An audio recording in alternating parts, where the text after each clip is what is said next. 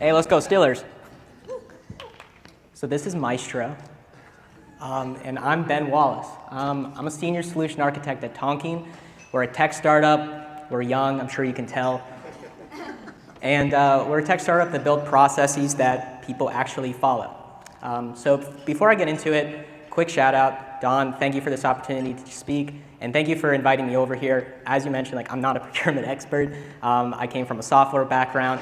I worked at Salesforce for a couple years, so I know a good bit about tech. And thank you for learning so much and teaching me about SIG. I've gone to a lot of breakout rooms, a couple people just to thank, Ahim at SAP, Quave at Ross, Ashish, Stacy, Shashank, who gave a brilliant talk about AI and GPT. I'm so down with all that, and Greg Tennyson.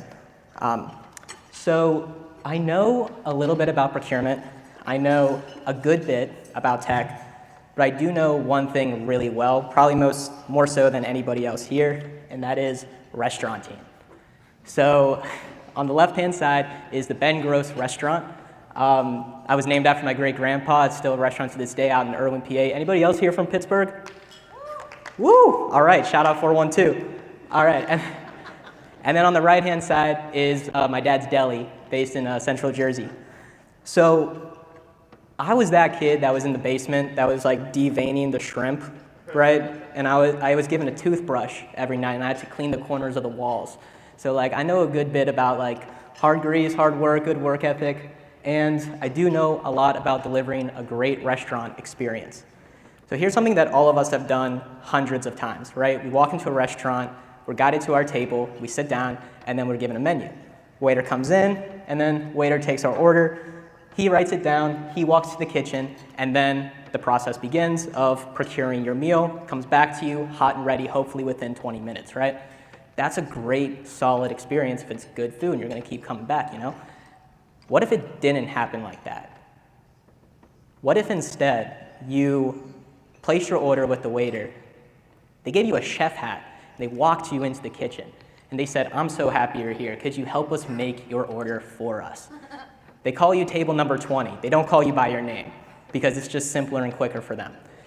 And then suddenly you got to go over to the sous chef and you got to talk about soup. You got to open up the refrigerator and you got to go into the cupboards and you got to learn if anything's expired or not, and you got to source all those ingredients in that.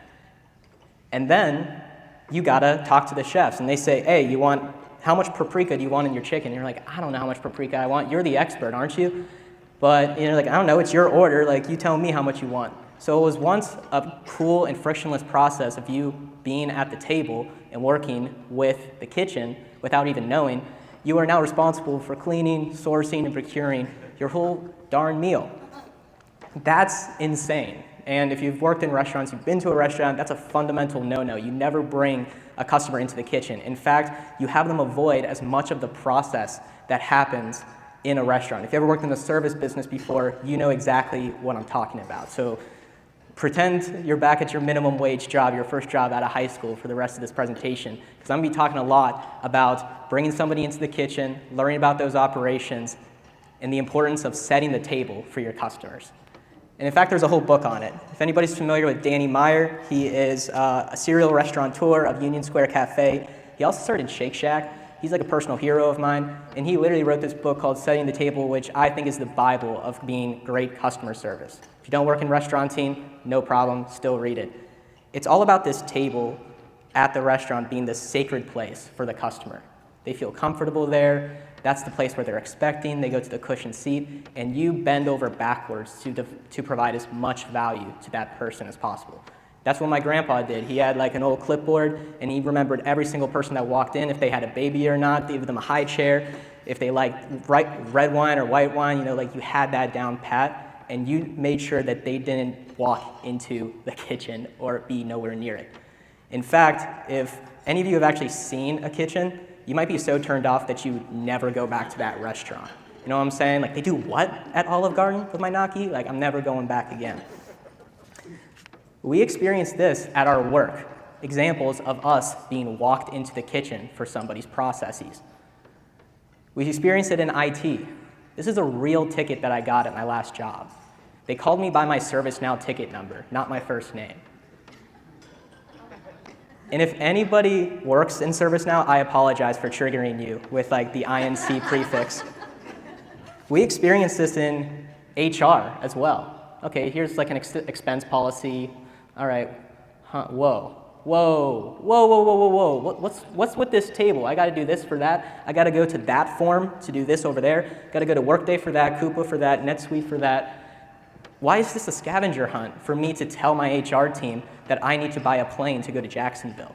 Why is that such a hard process for them to get right? Why do I have to go into a 2-hour training session with the HR team just so I can learn to read a PDF properly?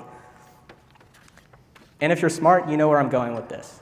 IT, HR, and yes, procurement walks you into the kitchen sometimes. This is from that same exact policy wiki that we have from a customer of ours that's available for us to publicize. But this is a procurement purchase process that they expose to their whole team. How to get into Coupa, how to get into Zip, log into there, speak to IT to get into that. I asked a friend of mine at this company who's a product manager, and I showed him this, and I asked him to explain the procurement process to me at his own company. And you know what his first question was? What is CALPA? CALPA, Coupa. He had no idea what a procurement system is. Why should he? He's a product manager. He's responsible for hiring quality engineers. He's responsible for making sure that they have MacBooks, that they have the best software, and he wants to engage with the procurement team for indirect procurement purchasing types. Why are we bringing that product manager into the kitchen? Why are we forcing him to log into Coupa and all of those other experiences? Why are we bringing people into the kitchen instead of setting the table? Well, it's because you have to. And if you just joined your company the other week, 3 years ago, 5 years ago, 10 years ago, you were probably bequeathed all of these sets of tools, NetSuite, Coupa, all these legacy systems that speak the language of procurement very well. But that product manager at GitLab has no freaking clue about those systems, and you got to train him on that whole UI, that whole 2-hour training process, and when there's turnover and you hire more, you got to go into that whole process again. We think people want to go into the kitchen. We think people want to go into Coupa so they can see their request. But do you want to go into the kitchen when you go into a restaurant? Do you want to make your food? No, you want resolution. You just want to make your order at the table, and then you want to make sure that the food comes back to your table hot and ready. And you get visibility along the way where the waiter tells you, hey man, status of your request, it's going well, it's going bad, something's on fire. We're just letting you know. And just because you were giving all these old legacy systems does not discredit the requester's experience. The requester doesn't care that my grandpa had old kitchenware in the kitchen. He cared about the food being bad, all right? And what happens if you have a bad experience at a restaurant? You stop going. You don't show up. That's your feedback to the restaurant, all right? And just like how you stop going to a restaurant, you could stop going to your procurement processes as a requester, as the Joe Schmoes at your company. Because procurement processes today are just not optimized for the requester. As we sit here at SIG, and if you have your meetings about procurement, you spend hundreds of thousands of dollars. You spend so much time and energy on building out the perfect path. But that doesn't mean anything if your requesters don't follow it, because they see it as slow, confusing, and cumbersome. Why would I follow your Coupa, your Workday, your NetSuite workflow when I can just ping my friend in finance on the side? Why do I have to go through this software process when I can just buy Jira software on my company's credit card right there and then without even realizing that you have to go through a whole approval and InfoSec process for that? Because I just need value today as a product manager at this company, right? So not only is this experience pretty bad because it's slow, it could also be risky if people aren't following that main path. And that's because more than 50% of a company's total spend is from rogue spending, the people that are not following that process. And if I've learned anything today at this conference, a procurement expert's responsibility is to avoid financial gouging, make sure that finances are in order and things are compliant and less risky. And if 50% of your people are on that opposite path, man, that's pretty damn scary.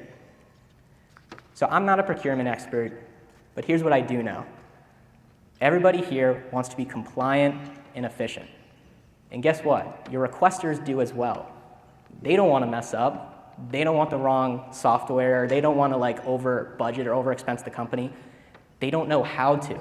And the only way that they've been told how to was spending weeks and months of a process that they have no visibility and that they're not familiar with, and verbiages that don't speak their language. How do you get to compliance and efficiency? This is the root of what I'm talking about for the rest of my time here. You need to have a great adoption experience. You want to keep them coming back to your restaurant, keep them coming back to your forum. You want them to tell their friends, tell other product managers, tell the marketing IT team, hey, I had a really cool time engaging with procurement, and here's why. And how do you drive that adoption? You got to have an exceptional experience. You got to make it dumb easy for the requester, the approvers, the stakeholders, the buyers, the suppliers to be engaged in the procurement process and meet them where they are, the table. You got to give them upfront value first and foremost.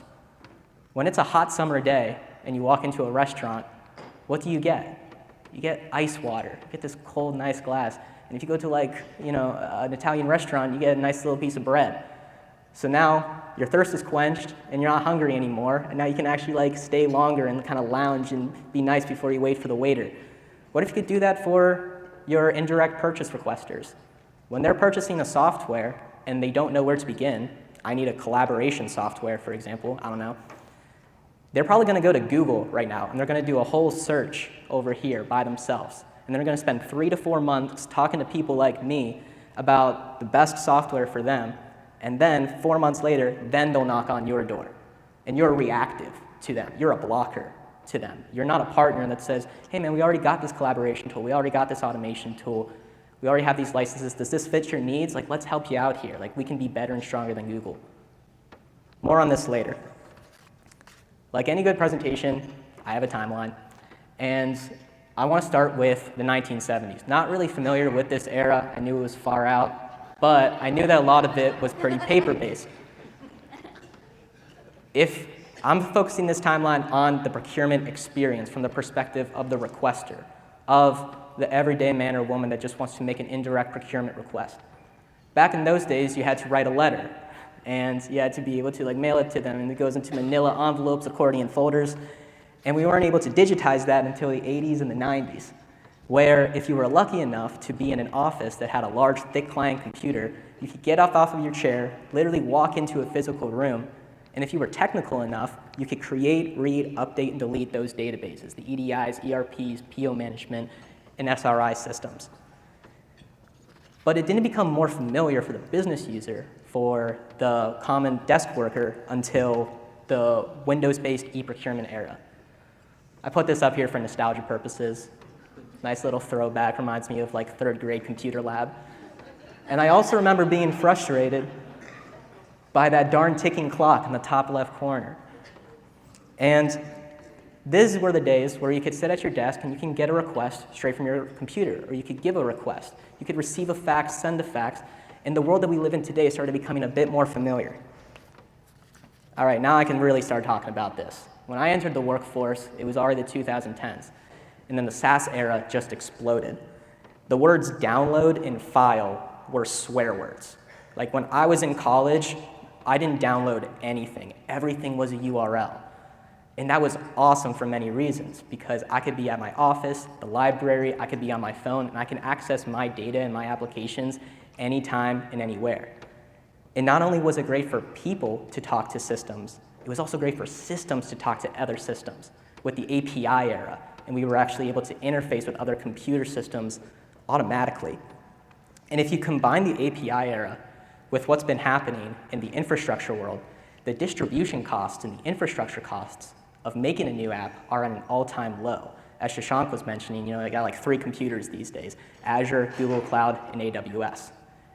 So now, if you're a college student that has a long weekend and no girlfriend, you can be able to create a point solution for a procurement team and give them value at no distribution costs. I no longer had to download a software CD and put it into Office Depot to package my solution to procurement teams. So no more just Oracle, no more just SAP. Smaller dogs were able to come in. In that 2007 Steve Jobs, there's an app for that, that started piling into the enterprise space. And it sounds great, but it started giving us visuals like these. Now have a drink if you've seen this at a conference before. or if you've seen this inside of your own internal company on your tech stack. You know what I'm saying? Here's one for sales. Here's one for marketing. And yes, here's one for procurement. Software was supposed to work for us. It was supposed to solve all of our problems. But every time you add another logo to this list, you add another tech stack on there, that's just another place for documentation. It's just another training session. It's just another opportunity for me to put a GIF on this slideshow to tell you how painful it is for the requester to get access to these systems. And it became more disconnected from the requester. I keep going back to that product manager, that guy that's just wanting to interact with the procurement team, but they don't know anything about procurement. I know that everybody here in this room and that guy uses email. I know that half of you have been checking your email since I began this conversation. I know that all of you have Slack, Microsoft Teams, and Google Chat. I know you use a video conferencing tool, and I know you have a file sharing system like Google Drive or SharePoint. But as you get further down in this list, your daily usage of it goes further down. I even have to inspect what's going on here. Performance management, the last one says enterprise architecture. I worked in IT, I don't know what the hell enterprise architecture means as it pertains to an app. So why do you have all of these systems? And why do you have to keep renewing your licenses for all of these systems every single year when the contract ends? Well, because there's just data in there. All of these systems just became like your tiny little databases, you know what I'm saying? And before you joined the company, probably a sales guy from these companies came in and they sold you on a vision of amazing UI and amazing business logic, but it never got actualized because of time and resources, so now it's just another place for rows and columns. Your special POs are in here, all of your international contracts are over there, this system is just for contractors. It was a place for everything, and then, because there was no way to easily engage with the requester, you needed to get them to create their own license, to create a training session, to go into each and every one of those systems so they can manipulate those little databases. And we keep repeating history. We keep thinking, maybe one day if we just get one app, it'll solve all of our problems. If we just keep on going to the next one, just one more app, just one more highway, it's just going to solve all of our traffic problems. But little databases do not solve your compliance and efficiency problems. Great experiences do, because great experiences lead to adoption, which lead to higher compliance and efficiency. Software should work for us, not us working for software. I should try to make that more real later. And just buying software doesn't solve your problems. Strategically implementing software focused on the human experience solves your problem. Take it from me, I've been selling software to all of folks like you for the last 3 years. And my largest failures were the ones where they just didn't understand the requester. They didn't empathize with the person that sits at the table, and they just insisted on walking them into the kitchen and revealing the whole process. And if we were able to change that mindset with our talking customers as we think more about experience for the end user, for that faceless person that you might not know his or her name today, but you still get a ticket from them in the morning, then we as a company started becoming more successful because our customers started becoming more successful. Experience is everything. You need to set the table for your requesters, for your customers who are other employees at your company. NetSuite is great for storing purchase orders and invoices, but it's not great for forms. I don't think that anybody is thrilled to walk into NetSuite, see that Times New Roman UI. Ariba is really good for vendor and service catalogs, but it's not great for learning the nomenclature of Ariba, for memorizing every single orange and blue tab at that top of the process. That's your job. That's what y'all work in every single day, not the regular everyday people. Now, I have a story of one customer of ours, and before they spoke with us, it was a large retail outlet. And their store managers, kind of back to a restaurant, if you ever worked at a storefront before, they were responsible for sourcing their own inventory. So what was the process? The store manager had to leave the sales floor, and they had to walk into the back room, log into NetSuite by themselves, and create an inventory purchase by themselves. If you worked in service, if you work in retail, that's kind of crazy if you ask that person for a second, because a couple of things are happening there. You're expecting a store manager to learn NetSuite, just like this mid-2000s procurement tool that's based in California. They're not connected to that world. They're not tapped in. And then second, that is an opportunity cost. When a sales manager's in the back room, they're losing out on the expertise on the sales floor, where they could spend time working with their associates and being able to drive higher revenues. And then third, if you work in the retail biz, you know how high of a turnover you get with your store management, where every time a store manager leaves, that's another person that you have to hire, that you have to train on NetSuite over and over again. And some of you in this room are responsible for those trainings that you have to give. So we focused along the why, but here's the how. How do you begin giving a great experience to your requesters? Well, you have to flip the script. You have to experience what you're asking your customers and colleagues to do. Is anyone here familiar with the show Undercover Boss, that old show? Yeah, of course you are. It's taught me a lot about business when I was growing up, where business was all about this rich guy putting on a mustache and then walking into a sales or manufacturing floor and then learning about everything wrong with his company. Every single operational and cultural problem appeared to get solved in 45 minutes. And if you were able to actually, hopefully by the end of the show, they were able to right their wrongs somehow, where they went up to an associate or an individual contributor and they gave them a promotion. They gave them free tuition. Everybody hugged. They fired the bad guy. But the best change that could possibly happen was that the CEO created an institutional change that actually changed the way that the operation and the culture happened. I have another story of a CEO that I know that was responsible for prioritizing hiring. During the hiring boom back in 2021, instead of asking his recruiters about the hiring experience, he decided to see it for himself. So he created a fake name, created a fake resume, and he applied as an individual contributor for his own company. And he quickly saw the amount of email jargon that he got. Lack of emails, too many unnecessary emails were coming in. He didn't have any visibility on who he was speaking to next in the interview process, who he needed to impress, what the end goal really was. And that created institutional change because he was able to see and empathize with it. I'm sure we can all relate to a poor hiring experience. So I'm not asking anyone here to put on a fake mustache and go into their sales floor, but I want you to think about your procurement requesters and just ask them today, at the end of my talk, get on a Zoom call with a requester and just ask them where do they go to make a purchase request. You might be surprised by the answer. They might not give you your expected solution. And if they actually do manage to get to the form, record your Zoom screen. Actually see how they fill out the form, what the weird questions are, what things they misspell, what they misanswer, and what chokes up for them.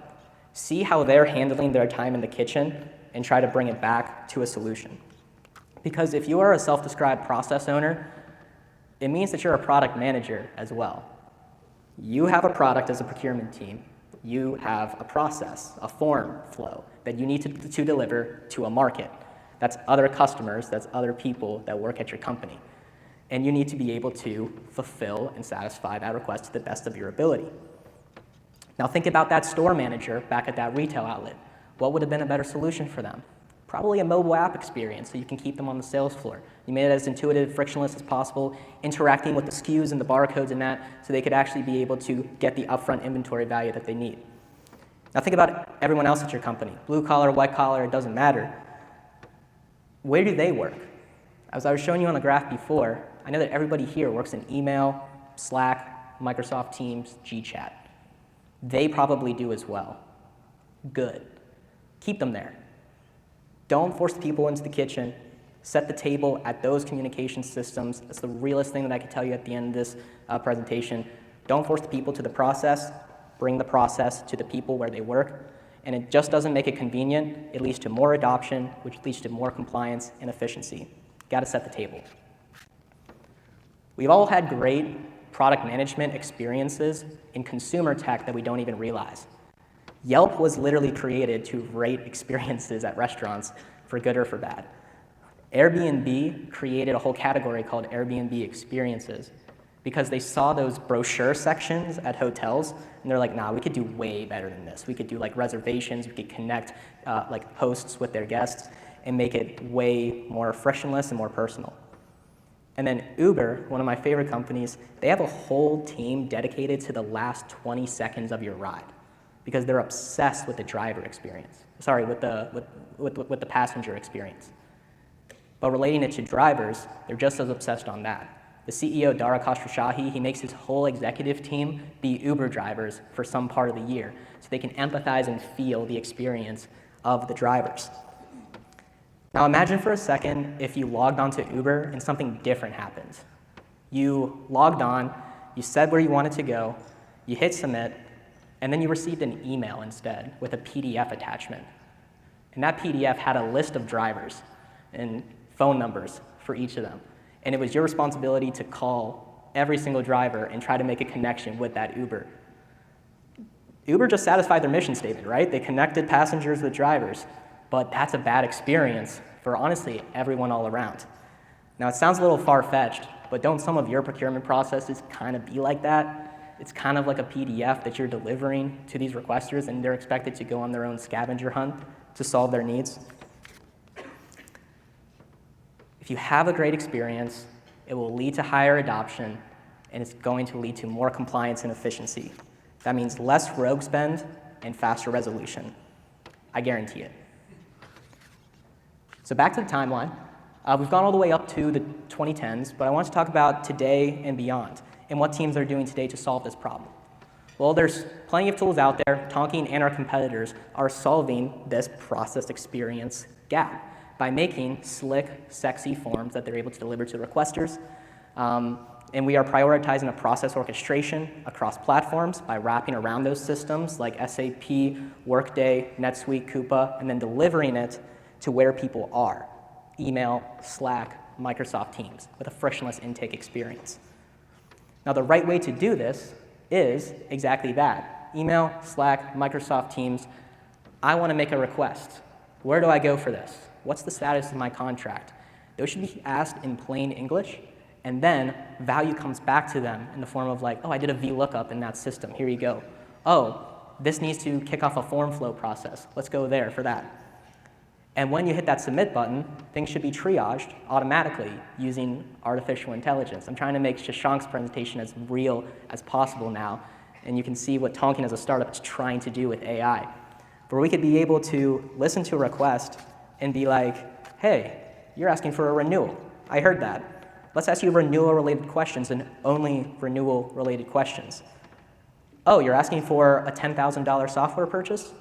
I see that you're a mid-level manager, so I'm going to go ahead and take you down this approval path. You don't have to go through that Microsoft Excel matrix and be able to figure out your own jargon on how to get to your end goal.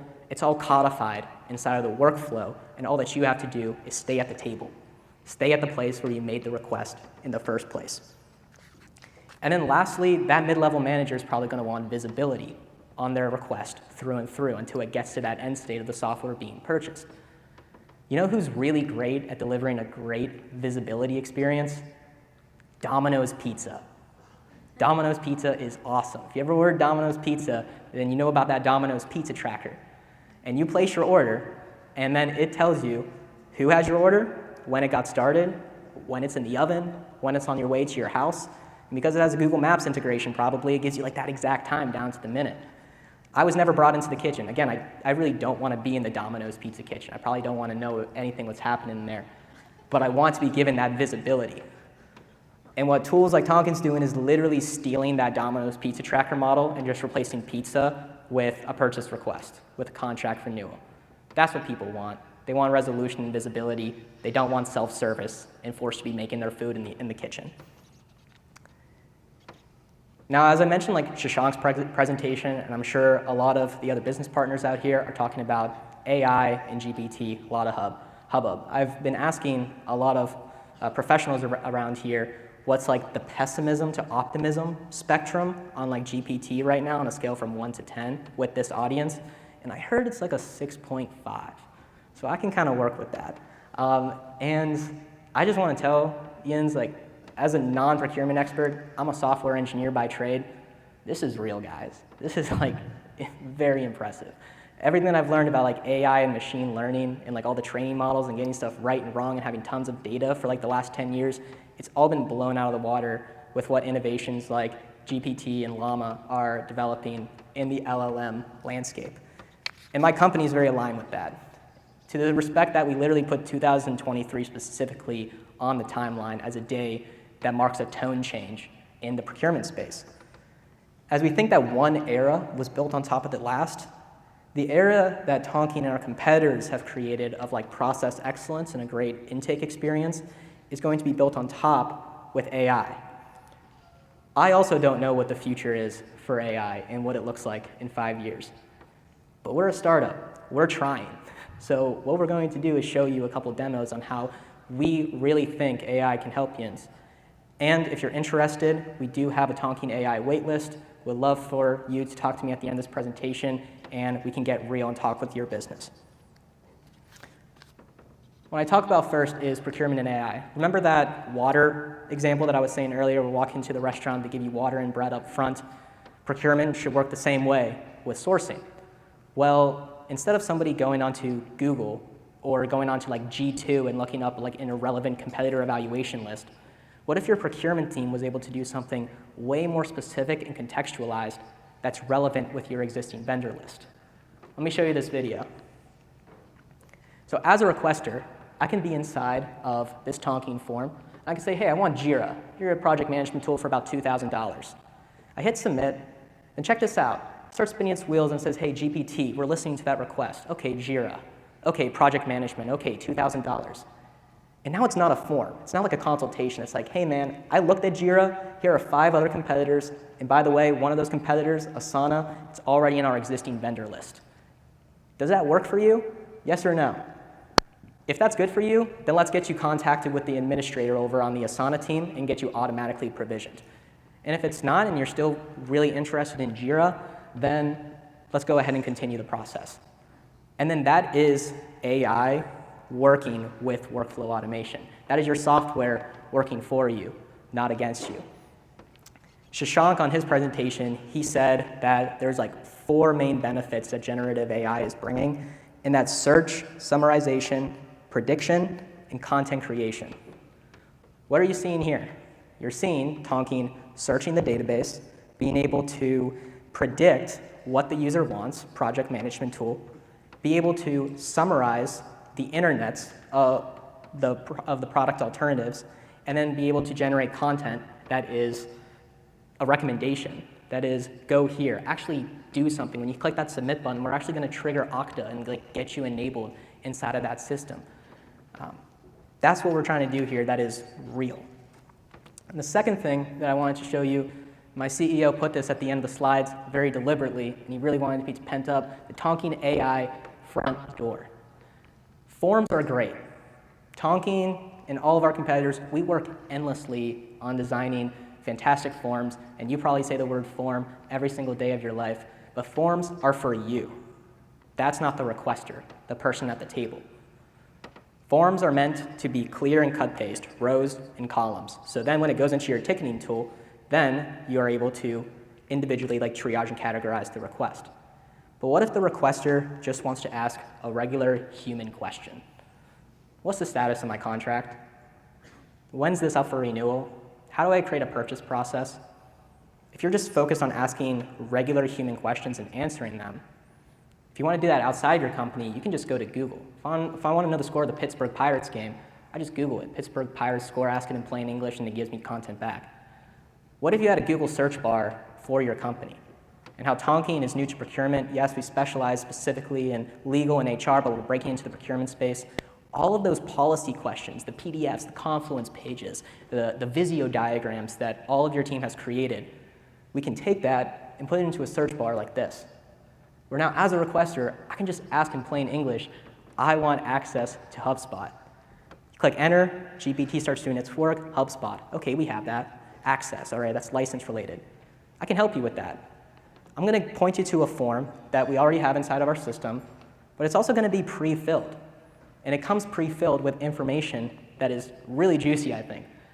If you look down, you can see what the form knows about me, the requester. It knows my email, it knows my role, it knows my cost center, because being able to wrap around existing systems could do VLOOKUPs inside of Workday and that. And then look up top. It says, hi, Ben. Let's get you set up in HubSpot. You have 3 remaining licenses, and you've been pre-approved based on your role. So not only is it telling you, hey, I am context aware that HubSpot is what you need, but I also did a VLOOKUP in there and essentially saw that we have 3 remaining licenses. Because the procurement team works on this workflow system, has this if statement where it's like, if solution architect, approval. That's workflow. That's software working for you, not against you.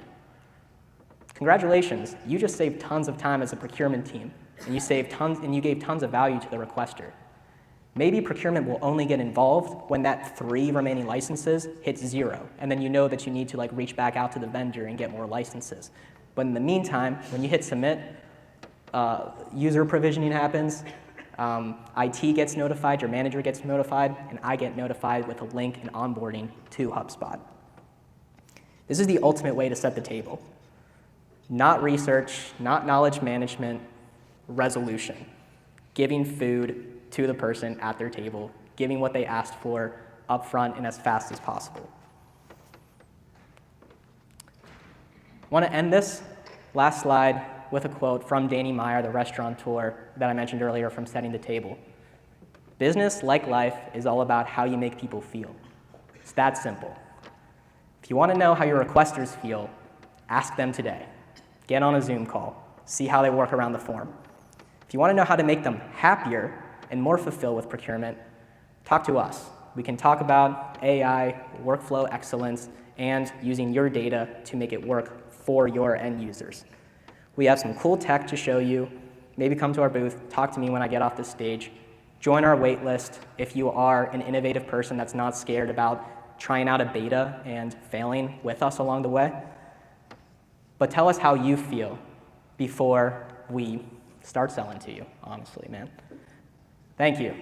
Now open up for questions. Don, you can come up if you want. Thank you. Thanks, everyone.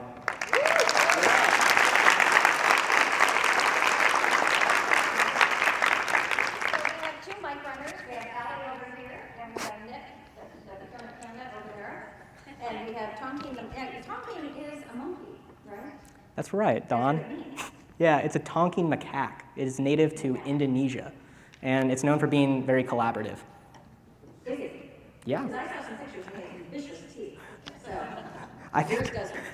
Okay. I think this is used for seeing. Okay, so Tonking is a name of a monkey. So the first question was mine, which was, why did you name your company Tonking? And it's named after a monkey. So that's why I guess the panda went to the zoo, and we're going to keep it an animal theme. But in the meantime, hold your mic up high, get their attention, and run it out to somebody. Thank you. Akeem for SAP Review. Exactly, yeah. So, and we talked a little bit about this before. One of the things that was maybe an instigator for some of the designs that you showed there from over the time was a desire to be transparent and open, and basically think about the winning factor of these tools as, hey, this is open, this is accessible, we're transparent, procurement is transparent, yeah, we're laying out our policies, and we're making that transparent, particularly on supply chain and all these good things. So how do you see that tension going now, where you basically say, look, make it simple, make it isolated, make it poignant, but how do you still achieve transparency kind of along the way? Yeah, absolutely. So, Achim, you're from Germany. Dankeschön. Ausgezeichnet Frage. Also, so when we think about self-serve is this concept of going into the kitchen, pouring your own ice cream, and you get it done first and foremost. But we all know that things are more complex than just question, answer. You know what I'm saying? So when we think about transparency, our product team literally stole the Domino's pizza tracker. It's genius because it gives you the principle of least privilege, the minimum amount of data that you need to understand that your request is going along the right way. Now, if you're a procurement expert, you're probably going to want to get even more visibility. If you're a CEO or a CFO, you're probably going to want God mode, and you're going to want admin rights and see all the data and stuff. And if you're a level 2 individual contributor, then you want the minimum amount of security to still have your request. So coming from an IT background, we want to make sure that we have all the role-based access controls, and you have all the role-based access controls necessary. And that's in summary saying, Individual contributor gets their own pizza tracker, procurement team gets a more sophisticated pizza tracker, CFO gets the most sophisticated pizza tracker with analytics to handle all of that. I hope that answers your question, and Domino's Pizza, man. Any other questions? Right here? Uh-oh, Shashank. You quoted him. Shashank with Wendy. I'll give you my address with a royalty check in the mail. But on a serious note, right, if you think about self-service, the reason there was this whole wave towards self-service over the last 15 years was, I'll use banking numbers, right? The cost to do a transaction at a retail bank where a teller really helps you out and provides great service is $4.50 a transaction. The cost to do it when a customer uses the ATM channel is 19 cents a transaction. The cost to do it online or using the mobile app is 1 cent per transaction.